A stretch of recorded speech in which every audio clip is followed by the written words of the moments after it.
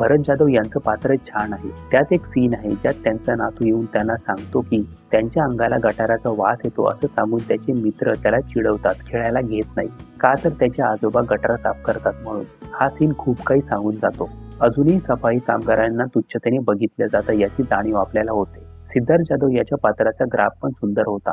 ज्या शाळेत भाषण देण्यासाठी वाट लागायची तिथेच भाषण देऊन तो ग्राफ पूर्ण केला आहे. त्यात वडिलांची साथ कमाल वाटते. ओला कचरा सुका कचरा याचं वर्गीकरण सुद्धा शिकलेल्या लोकांना जमत नाही हे चित्र सुद्धा दाखवलं आहे. आता येऊया ओम भूतकर म्हणजे शिक्षकाच्या पात्रावर. त्यांचा संघर्ष, त्यांना मिळणारी पार्टनरची साथ खूप भारी वाटते. त्यांचा क्लायमॅक्सचा मोनोलॉग पण मस्त होता. चित्रपटाची गाणी पण सुंदर आहेत. सिनेमॅटोग्राफी पण मस्त जमून आली आहे. चाळीतले शॉट्स, तिकडची माणसं, त्यांचा संघर्ष कॅमेराने अचूक टिपला आहे. या चित्रपटाचा शेवट आपल्याला माहित असतो, तरी बघताना तो प्रवास उलगडताना भारी वाटतं. तर हा होता रिव्ह्यू आता थांबायचा नाही या चित्रपटाचा. हा चित्रपट एक मस्ट वॉच चित्रपट आहे.